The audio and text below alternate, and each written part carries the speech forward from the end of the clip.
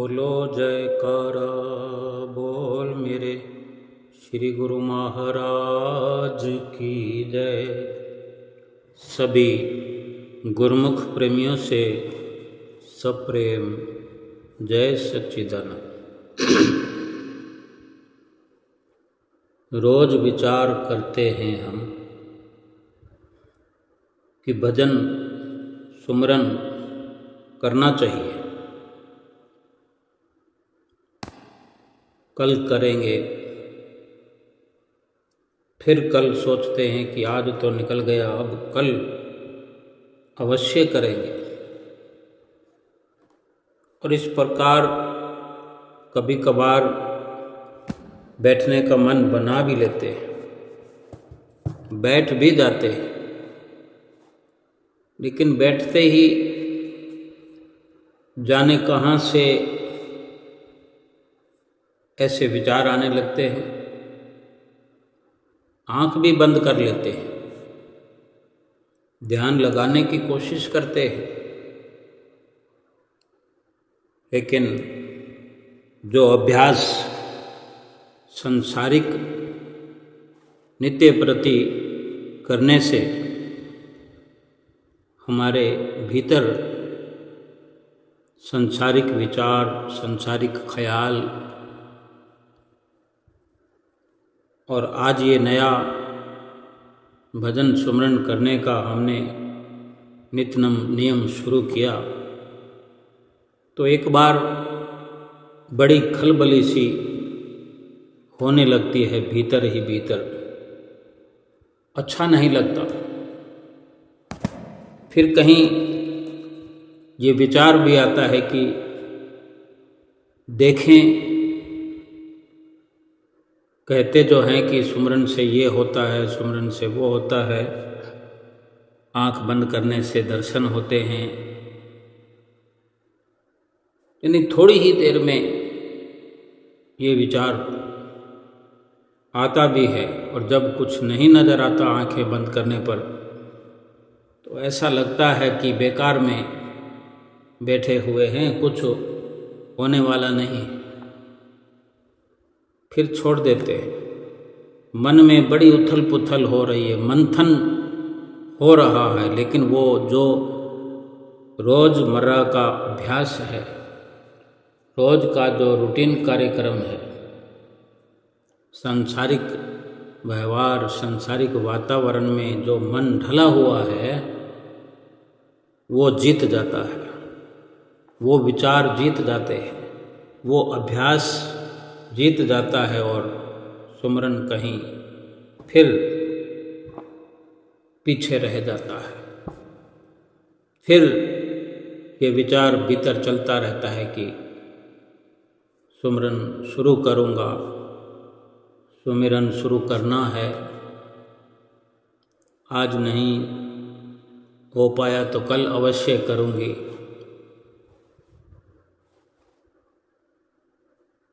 महापुरुष फरमाते हैं, एक बार पूरी श्रद्धा से सुमरन भजन पर बैठ कर के देखो, देखो तो सही, अंदर ही अंदर दिल में नाम को जपने से नाम की बरसात होने लगेगी। अंतर मन से जब अपने विचारों को पक्का करें, अंतर मन से ही देखें, तो सतगुरु जी से बात हो जाएगी। शिकवा न करें सतगुरु से मिलने का, सतगुरु से शिकवा न करें दर्शन होने का, कि दर्शन हुए क्यों नहीं, सतगुरु मिले क्यों नहीं। बस श्रद्धापूर्वक बैठकर आंखें बंद करना, सतगुरु जी से मुलाकात भी हो जाएगी। इस प्रकार जिसका मन सतगुरु के ख्यालों में रम जाता है सुमरन करते हुए, क्योंकि जो चिरकाल से अभ्यास होता रहा है, जो आदत पड़ी हुई है कि उसी वक्त में हम या तो सोने का नियम निभाते रहे हैं, या खाने पीने का समय होता है, या कहीं टहलने का समय होता है, कहीं बातें करने का समय होता है, काम धंधा करने का समय होता है। जो समय आज हमने भजन सुमरन के लिए शुरू किया है और पहली बार है, इस वक्त में, अब ये कोई ज़रूरी नहीं कि हर कोई सुबह 4 बजे बैठ कर के भजन किया करे, या कोई 5 बजे करे, कोई 6 बजे करे, कोई 8 बजे करे, कोई 10 बजे करे, कोई दोपहर कोई समय मिले, कोई शाम को करे या कोई रात को करे। हर किसी का अपना भाव। कहने का यह है कि जो भी हमने सुमरन शुरू करने का समय निश्चित किया है आज, लेकिन आज से पहले चिरकाल तक, वर्षों तक, महीनों तक, या जितना भी बीता हुआ समय है, पूरा समय हम अपने अपने हिसाब से कहीं ना कहीं खर्च करते रहे। आज चूँकि पहली बार हम हिम्मत जुटा करके भजन सुमरन में बैठ गए हैं, तो थोड़ा सब्र तो करना पड़ेगा। ये विचार करना पड़ेगा कि जिस कार्य को हम वर्षों से कर रहे हैं, जहाँ अपना समय लगा रहे हैं, अपना ध्यान लगा रहे हैं, आज बंद आंख करके सुमरन पर बैठने पर भी वो रोज का जो अभ्यास है वो हमारे सामने आकर के वो दृश्य खड़े हो जाते हैं, वो बातें खड़ी हो जाती है, वो अवस्था, वो व्यवस्था, सब कुछ आकर के हमें चिताता है कि तेरा भजन सुमरन का समय नहीं है, बल्कि ये काम धंधे का समय है, या घूमने फिरने का समय है, या खाने पीने का समय है, या सोने का समय है। यानी वो अभ्यास दुहाई देता है, जहाँ रोज हम मेहनत कर रहे होते हैं। हमको ये विचार करना है कि आज ये नया कार्य अगर हमने शुरू किया है, इसमें लाभ समझ के शुरू किया है, सतगुरु की आज्ञा व मौज को सिरोधार्य करके शुरू किया है, और इतना समय हम सोच रहे थे कि करेंगे करेंगे करेंगे, और आज अगर शुरू कर दिया है तो इसको भी, इस कार्य को भी, इस भजन सुमरन को भी उसी प्रकार अभ्यास की जरूरत है। रोज का रोज वक्त देने की जरूरत है, रोज का रोज बैठने की, शरीर को टिकाने की, मन को लगाने की अत्यंत जरूरत है। बेशक पहले पहले असुविधा होती ही है, लेकिन ये सोचो कि आज तक जो भी कार्य हम करते रहे हैं, अनेकों कार्य हमने अपने जीवन में शुरू किए हैं, तो जो भी नया कार्य शुरू किया होगा हमने, पढ़ाई ले लो, बचपन से जो हमने पढ़ाई का कार्य शुरू किया, स्कूल में जाना शुरू किया, तो पहले दिन, दूसरे दिन, यानी कई दिनों तक, जब तक अभ्यास ना हो गया, जब तक उस जगह के आदी ना हो गए, जब तक उन लोगों के, उन बच्चों के साथ रहने के आदी ना हो गए, जब तक उन शिक्षकों के साथ रहने के आदी ना हो गए, जब तक हमने घर छोड़ करके स्कूल में मन लगाना शुरू नहीं किया, अभ्यास नहीं किया, तब तक परेशानी का सामना उस बचपन अवस्था में भी होती है, परेशानी होती है। लेकिन जब अभ्यास करते करते करते मन वहाँ जुड़ जाता है, और ये समझ में आ जाता है कि ये कार्य तो करना ही करना है,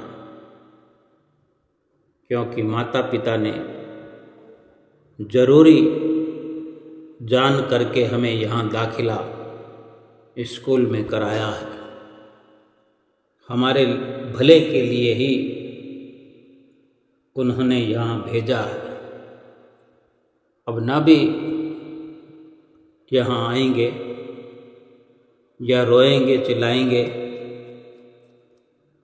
तो माता पिता की भी खुशी मिलने वाली तो नहीं है, वहाँ भी डांट पड़ेगी और यहाँ स्कूल में भी डांट पड़ेगी। बहुत सारी सोच विचार के बाद धीरे धीरे जब मन लग जाता है, मन को लगा लेते हैं, मन को लगाना पड़ता है, और जब मन लग जाता है तो फिर वही बच्चा होता है जो समय पर अपने आप उठता भी है, तैयार भी होता है, बिना रोए चिल्लाए स्कूल जाने के लिए तैयारी करके पहुंच जाता है, स्कूल में पढ़ाई भी करता है। धीरे धीरे ऐसी लगन लगती है कि अपनी जिम्मेदारी समझने लगता है, अपने आप अपना मुकाम तय करने के लिए ऐसी ऐसी प्लानिंग करने लगता है कि मुझे ये बनना है, मुझे ये बनना है, मुझे वहाँ तक पहुँचना है, मुझे यहाँ तक पहुँचना है, अव्वल से अव्वल नंबर लाने हैं। और जब मैं अच्छे नंबर से पास होऊंगा तो माता पिता खुश होंगे, मेरे शिक्षक खुश होंगे, और इन्हीं सब को देखते हुए अपनी अंदर की खुशी हम पहले ही महसूस करने लगते हैं। ऐसे ही ये भजन सुमरन की जो हम जिम्मेदारी समझने लगे और यही सोचकर अभ्यास करने लगे कि सतगुरु भी हमारे माता पिता ही हैं, हमारी भलाई चाहते हैं, हमारी भलाई सोचकर ही सुमरन भजन अभ्यास करने के लिए हमें प्रेरित करते हैं, जतलाते हैं, समझाते हैं, बार बार याद दिलाते हैं। तो ये जानकर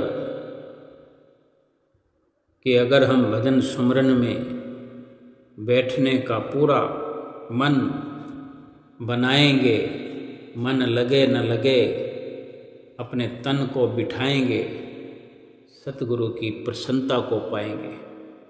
और जो सतगुरु वचन समय समय पर हमें सुनाते हैं, नाम की महिमा बताते हैं, नाम का लाभ बताते हैं, ऐसे ऐसे दृष्टांत सुनने का अवसर हमको मिलता है कि किस प्रकार अमुक भगत ने, फलाने भगत ने इस सुमरन भजन अभ्यास करके जीवन को कितना सुखी बनाया, अपने लोक और परलोक को संवारा। बहुत कुछ जीवन में हमें समझ में आने लगता है।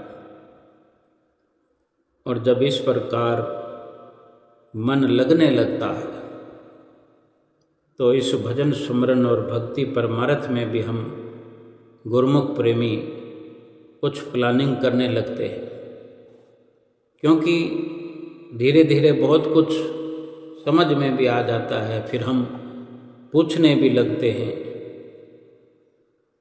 चाहते हैं कि हमें कोई और अधिक गाइड करे। तो कभी महात्मा जनों से पूछते हैं, भाई जनों से पूछते हैं, कभी अपने बुजुर्गों से पूछते हैं। एक अंदर ही अंदर एक शौक पैदा हो जाता है कि जैसा कि गूढ़ रहस्यों वाले सत्संग वचन सुनते हैं, पोथियों में पढ़ते हैं, कि भजन सुमरन की भी एक बहुत बड़ी फहरिस्त है। इसका बहुत बड़ा विस्तार है। गहरे से गहरे राज इसमें छिपे हुए हैं। कहने को छोटा सा नाम सतगुरु ने हमें दिया है, लेकिन ये नाम बीज की तरह, जैसे बीज एक छोटा सा बिल्कुल मामूली सा हुआ करता है, लेकिन उसके अंदर कितनी गूढ़ता है, कितनी गहराई है, कितना रहस्य है कि उसको बीज को बोया जाना है मिट्टी में। थोड़ी युक्ति जब सीख जाते हैं, फिर उसी के अनुसार प्रयास करते हैं और रोज़ का रोज़ उसकी संभाल करते हैं, देखते ही देखते उस बीज की फिर कोपलें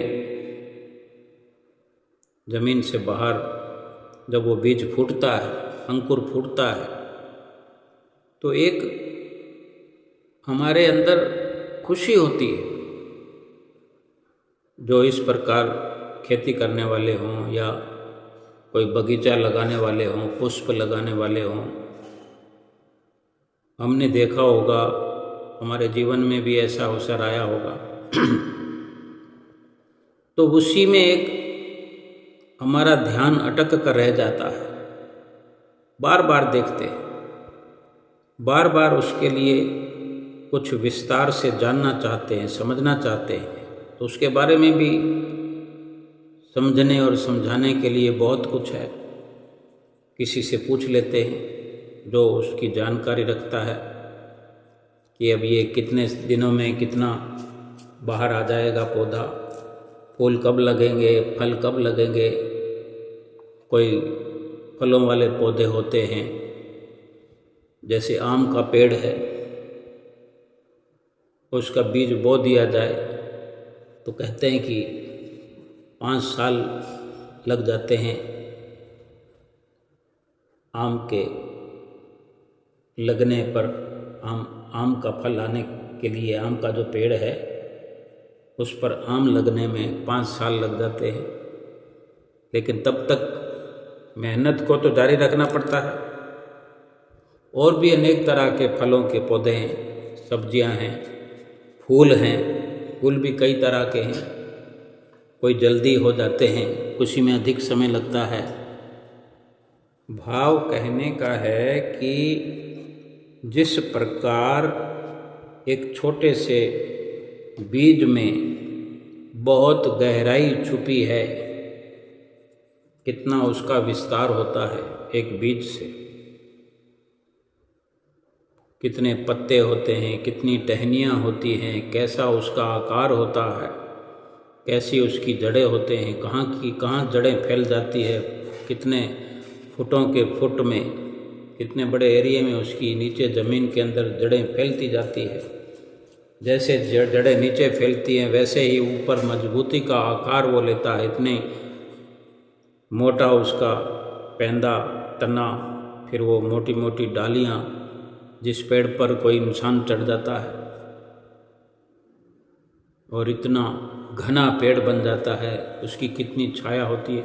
यानी किसी प्रकार से भी उसकी सिफत को बयान नहीं किया जा सकता, अवर्णनीय है। ये कुदरती वनस्पति जगत है, हमें तो केवल बीज के मात्र से समझना है। ऐसे ही भजन सुमरन में भी हम समझना चाहते हैं। जब मन हमारा लगने लगता है तो ये नाम भी बीज की तरह ही चंद शब्दों का होता है जो सतगुरु से मिलता है, और इसका बीजारोपण हमारे दिल में, हमारे हृदय में सतगुरु स्वयं अपनी आशीर्वाद से, अपनी कृपा से, दया से बीजारोपण कर देते हैं। हमें केवल उसकी युक्ति समझाया करते हैं, जैसे कि हमें भी समझाते हैं कि भजन सुमरन कैसे करना है, ऐसे बोल के करना है, ये बिना बोले भी करना है, सांसों के द्वारा करना है। सुनने का भी हमें समझाते हैं कि नाम की धुन को अपने अंदर सुनना है, ये भी एक युक्ति है। आंखें खोल के और मुंह से बोल के भी करना है, आंखें बंद करके और बिना बोले भी करना है।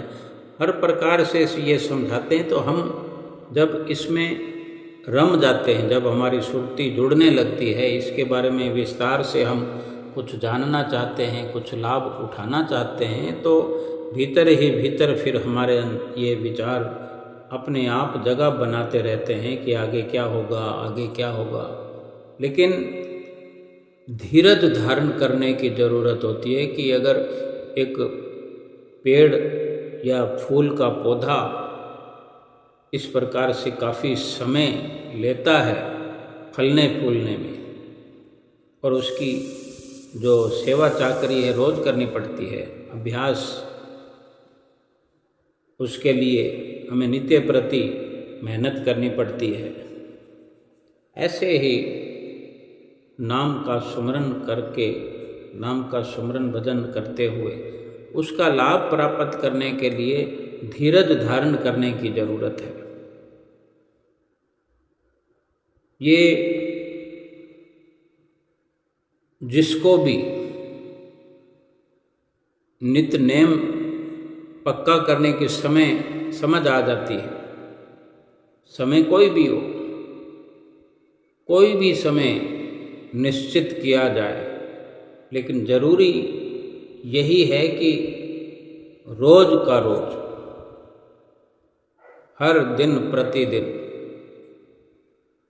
अब अमृत वेले उठकर करने वाले अमृत वेले उठकर करते हैं, बहुत अच्छा समय होता है अमृत वेले का। जिसका नित्य नेम पक्का है, अमृत वेले में उठकर सतगुरु के बताए हुए रास्ते पर चलता है,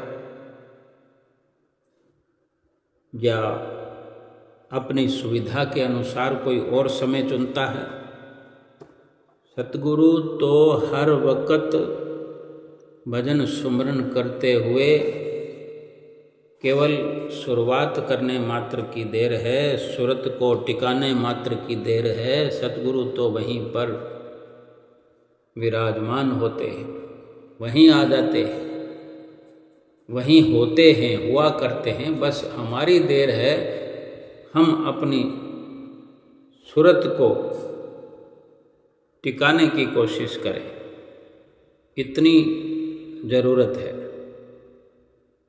एक वृंदावन के किसी एक कोने में एक गरीब बालक रहता था। भगवान श्री कृष्ण ने क्या कहा इसमें, वही हम अपने भजन सुमरन से जोड़कर देखते हैं कि भगवान क्या कहते हैं। जैसे सतगुरु कहते हैं कि हम वहीं उपस्थित हो जाते हैं, या ये मान के चले कि हम सतगुरु तो वहीं पर होते ही हैं, अगर नहीं होते तो हम नहीं होते, क्योंकि हम संसार में रमे होते हैं, अपने कारोबार में रमे होते हैं, परिवार में रमे होते हैं। चाहे कैसे भी समझ लिया जाए, अगर ऐसा समझ लिया जाए कि सतगुरु तो विराजमान होते ही हैं तो बहुत अच्छा है। और अगर ये भी समझ लिया जाए कि हम जब भी सुमरन करने बैठते हैं तो सतगुरु को याद करते ही सतगुरु वहाँ आ जाते हैं, हमें एहसास होने लग जाता है कि सतगुरु हमारे पास है, हमारे साथ हैं, हमारे सामने हैं। किसी को कम, किसी को ज़्यादा, किसी को जल्दी, किसी को थोड़ा देर से, सब अनुभव होने लगता है। यही कृष्ण भगवान भी अपने एक छोटे से भक्त के लिए, अपने ग्वाल के लिए 2 शब्द ही उच्चारण करते हैं जो हमें समझना है। वो वक्त था भगवान श्री कृष्ण का। तो वृंदावन के किसी कोने में एक गरीब बालक रहता था। अब जो गरीब होता है वो दिखने में गरीब होता है, कपड़े भी अच्छे नहीं होते, धन पदार्थ भी नहीं होते,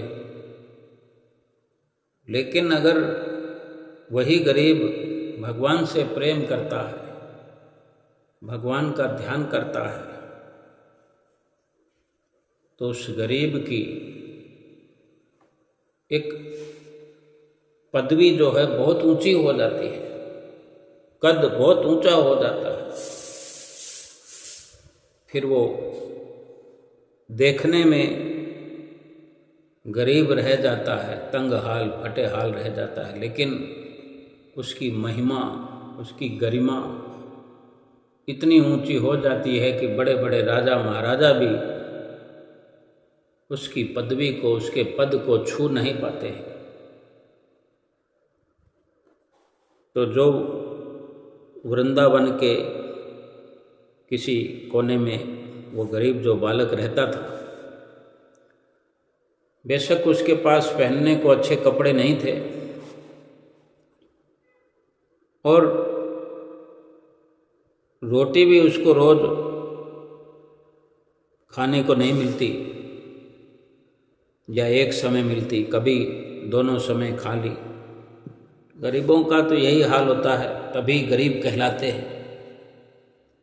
लेकिन वही गरीब बच्चा श्री कृष्ण के लिए, श्री कृष्ण के प्यार के लिए, उसके प्रेम के लिए दिल में अपना अलख जगाए हुए, कृष्ण नाम की ज्योत जगाए हुए अपने दिल में खुश प्रसन्न रहता है। उसके दिल में श्री कृष्ण के लिए असीम प्रेम था। याद कर करके श्री कृष्ण को उछल कूद करता था। उसे बांसुरी बजाने का बहुत शौक था, क्योंकि वो जो दौर था भगवान श्री कृष्ण का, द्वापर युग जो था, तो बांसुरी की बड़ी महिमा थी। भगवान श्री कृष्ण बजाया करते थे। इंसान तो इंसान, गौएं, और गौएं तो क्या, हर प्रकार के जानवर, पशु पक्षी मस्त हो जाया करते थे। जहाँ होते वहीं के वहीं मस्त हो जाए थे और अनेकों इस धुन को, बांसुरी की धुन को सुन करके दौड़े चले आया करते थे, खींचे चले आया करते थे। जिसका जितना प्यार होता था उतना लाभ भी उठाया करते थे।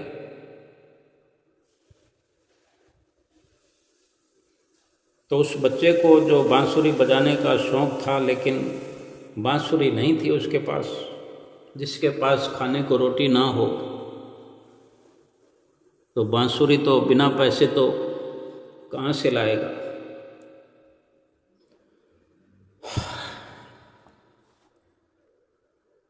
कभी उसने बांसुरी को छू कर भी नहीं देखा था, लेकिन केवल देखा था।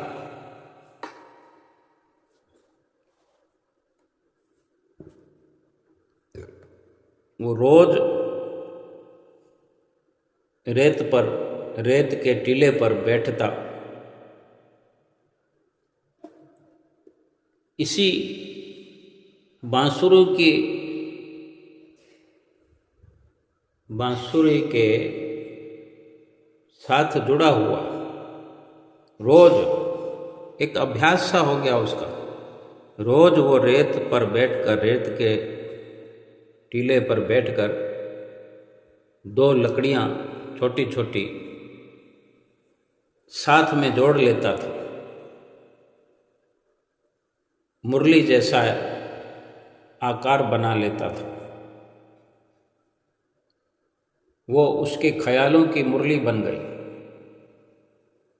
और किसी वस्तु को अगर ख्यालों में देखना होता है उसका आनंद लेना होता है तो फिर आँख को बंद करना पड़ता है। जो आँख बंद करने से आनंद आता है वो शायद खुली आँख में ना आता हो। तभी तो हमें भी आँखें बंद करके ध्यान लगाने की भी युक्ति बताते हैं। वो बच्चा भी आँखें बंद कर लेता और वो दो लकड़ियाँ छोटी छोटी आपस में जुड़ी पड़ी है, मुरली जैसा आकार उसने अपनी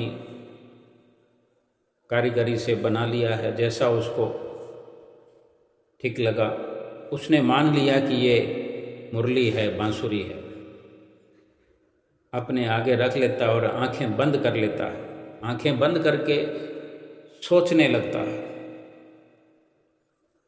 और सोचने का भी अपना एक अंदाज होता है,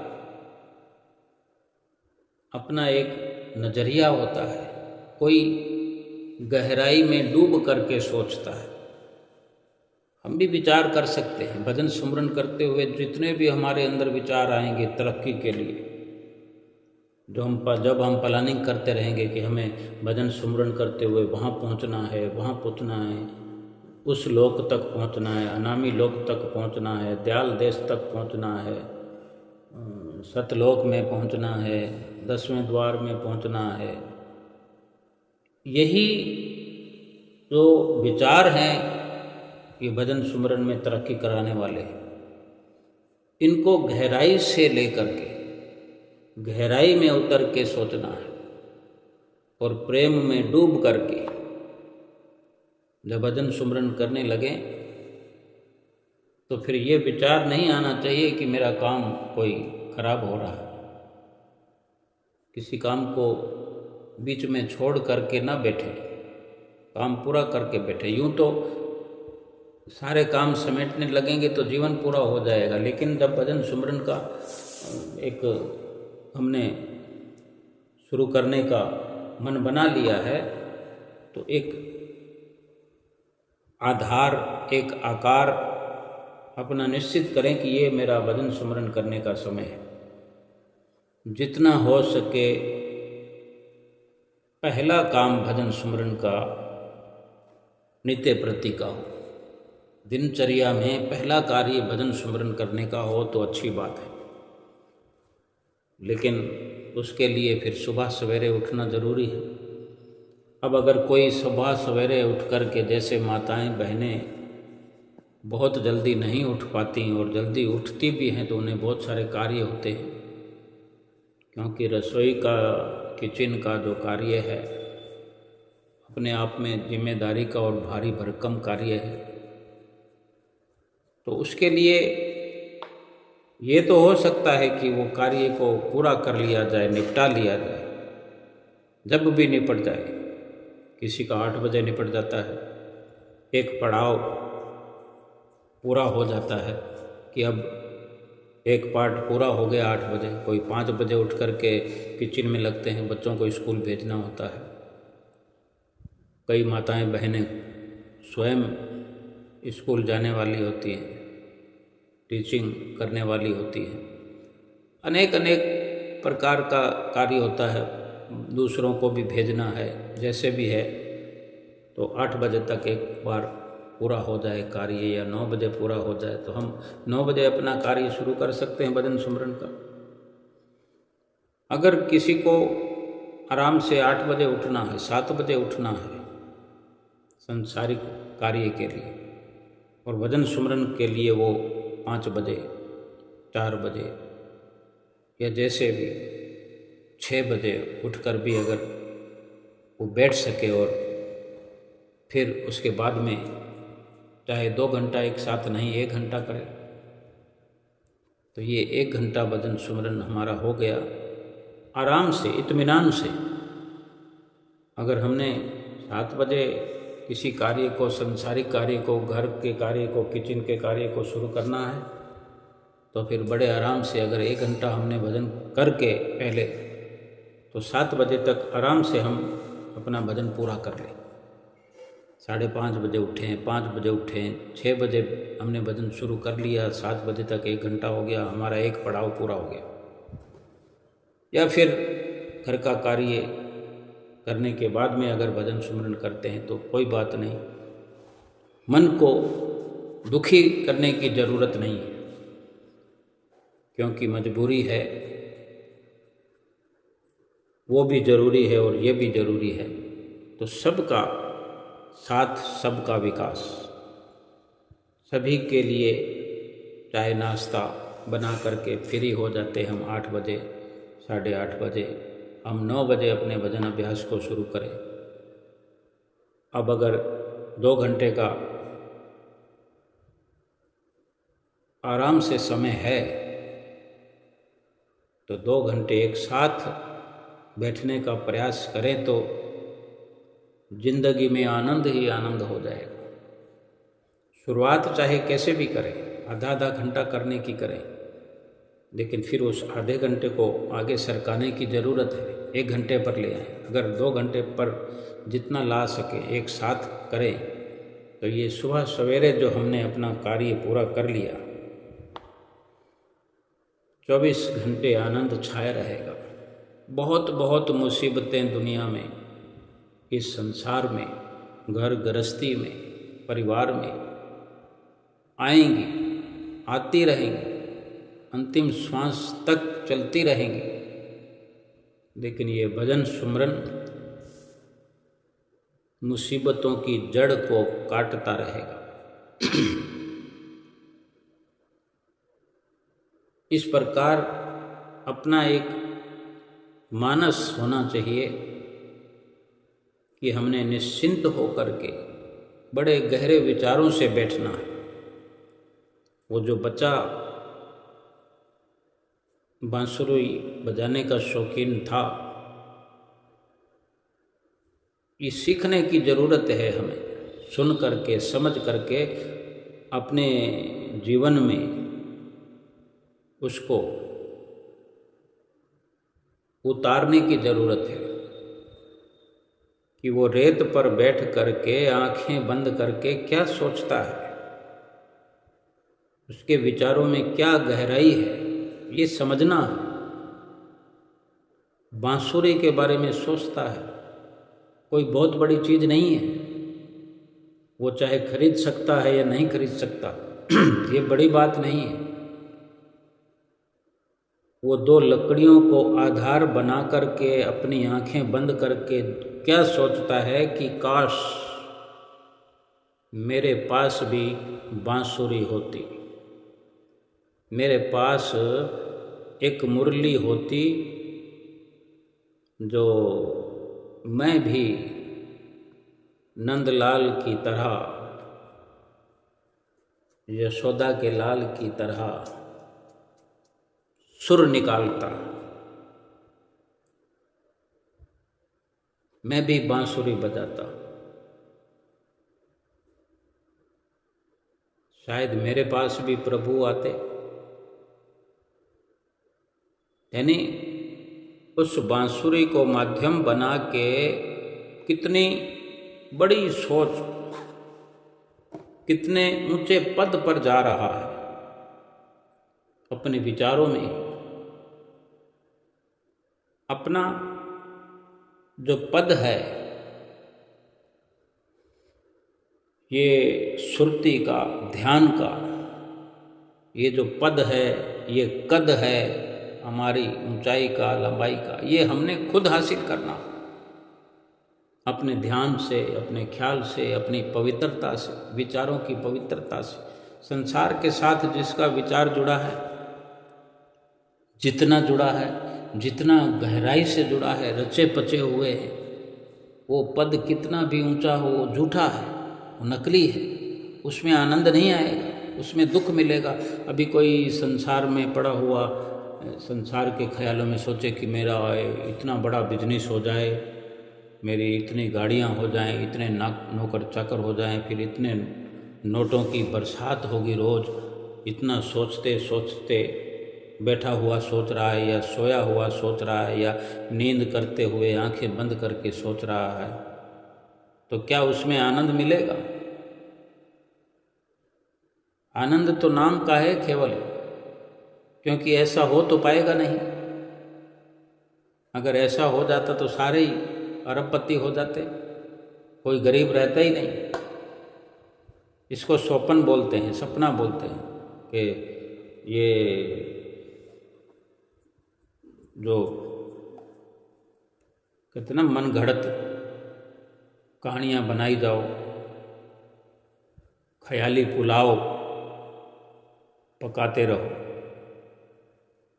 लेकिन वो खा तो नहीं सकते। जब भी आंख खोलेंगे, हकीकत में आएंगे तो फिर वही अंदर एक वेदना, एक हुक लगी रहेगी कि काश मेरे पास भी वो होता। लेकिन जो है उसके पास, उसका भी वो सुख नहीं पा सकेगा। लेकिन भक्ति परमार्थ में जो इस तरह की विचारधारा है, क्योंकि भक्ति परमार्थ में जो आनंद है, अपने अंतर मन का जो आनंद है, वो तो अंतर मन में ही लेना है और इसी ख्यालों से लेना है, सुरती से लेना है, ध्यान से लेना है। और ध्यान को कहाँ जोड़ा जा रहा है?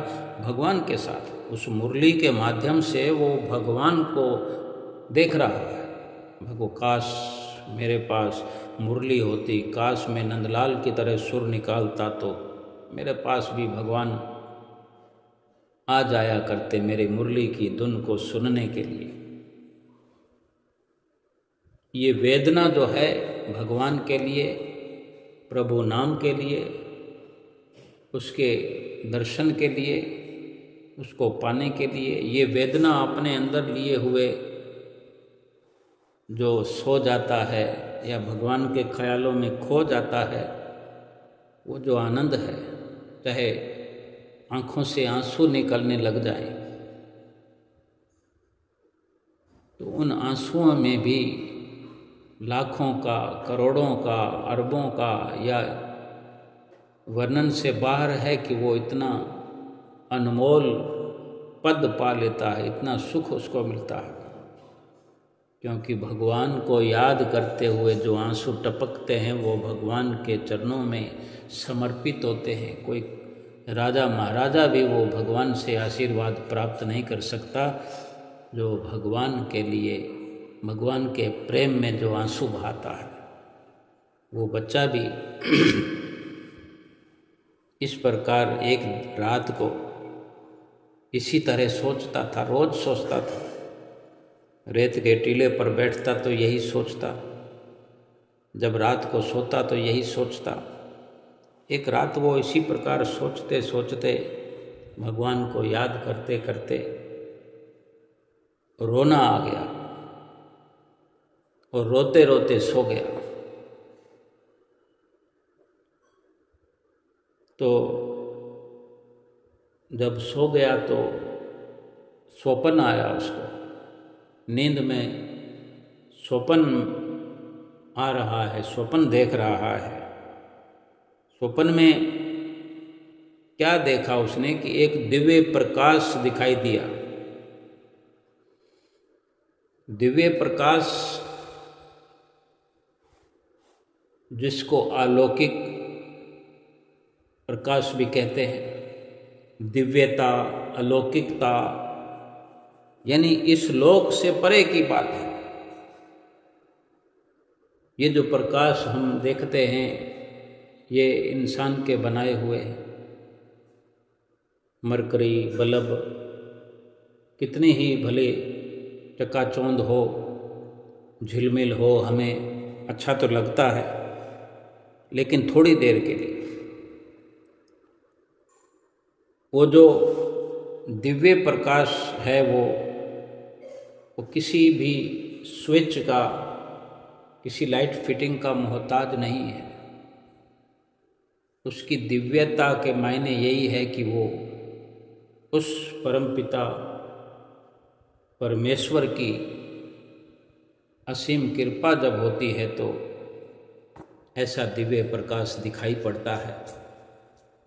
आंखें बंद, यूँ तो सूर्य बहुत खूबसूरत है, चंद्रमा बहुत खूबसूरत है, लेकिन जो दिव्य प्रकाश बंद आंखों में दिखाई देता है, चाहे नींद में, स्वप्न में देखा हो या फिर भजन सुमरन करते हुए, इस दिव्यता को प्राप्त किया जा सकता है। तो वो जो स्वप्न में बच्चा दिव्य प्रकाश देख रहा है, उसमें से एक मधुर स्वर गूंजने लगा। ऐसा वो अनुभव करता है कि भगवान श्री कृष्ण मधुर स्वर में बोल रहे हैं उस बच्चे से कि मेरे ग्वाले, तेरे प्रेम ने मुझे बांध लिया है। वृंदावन के अमुक पीपल के पेड़ के नीचे मेरी एक पुरानी मुरली कभी गिरी थी, बांसुरी गिरी थी, वो वहीं पड़ी होगी, जा कर के वहाँ से ले आओ। अब वो मुरली तुम्हारी है। अब ये स्वप्न होता तो स्वप्न होता, स्वप्न तो सच्चे नहीं होते, लेकिन ये स्वप्न की दिव्यता है, उसके प्रेम की एक सच्चाई है।